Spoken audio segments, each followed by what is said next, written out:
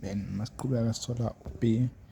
For b sesiyazi ukuthi a is 0, then the equation lapho khona we find this point in the equation le, then substitute-ke ukuthi kuze sithole then b wethu is our y. Instead of y substitute b is equal to 2. Our x is the value of a, which is 0 plus 1, then b is equal to 1. Then sesinama coordinates ka c. Coordinate of c 0 maps 1, 0 maps 1. Sina sifuna le equation yala, then sesizothi ke the gradient or yale line there multiplied by gradient of this line izoba -1. Ngobani? This mangabe kuza le line le line is a radius, start from the center to the circumference of the side, then my intersect another tangent, so it will result to 90 degrees because of theorem ethi tangent perpendicular to a radius. Then so sesithi gradient of CB multiplied by gradient of tangent is equal to -1. Thina sifuna equation ye tangent, then so sesithi siqhubekela gradient of CB multiplied by gradient of tangent is equal to -1, then reason tangent perpendicular to the radius, then gradient of CD, so t y2 minus y1, or since y2 lo minus 1 minus y1 wethu bani b, the value of b is 1 all over. We started -1, then x2 wethu 4 minus x1 wethu it's a, which is 0, which is 0 multiplied by m tangent is equal to -1. Then gradient of this tangent is -1.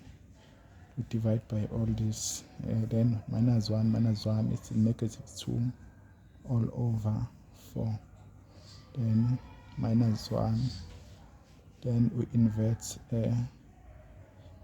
when we introduce multiplication, multiply by 4 over -2.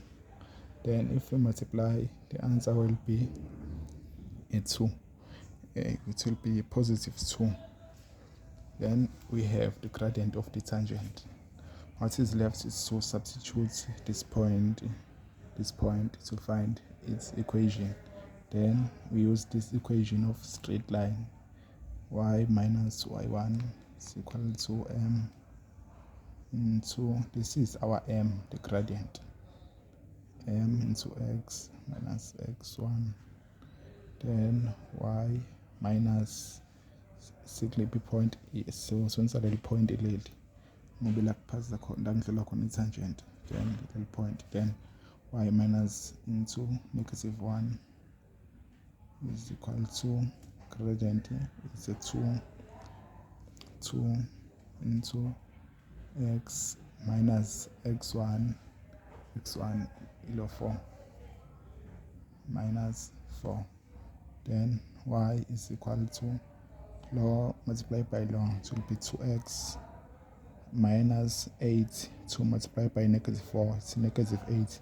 Then we transpose this number, which is positive 1, because -1 multiplied by -1 is a +1. Then mayifika ngapha izobe seyiwu -1.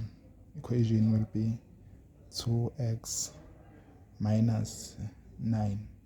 Then you can check ukuthi ngabe right le equation, so check ukuthi substitute leli point la, then kufune isiyenze lo y, substitute this lo x la, then kumele isikhiphele u-1. Mayikhipha enye inamba shuthi khona la eku-wrong khona nali point ebengilisho. Then we say 2, our x is 4 minus 9 from equation, then we get -1. This is our answer. It means we're on the right way. Then yeah, this is it.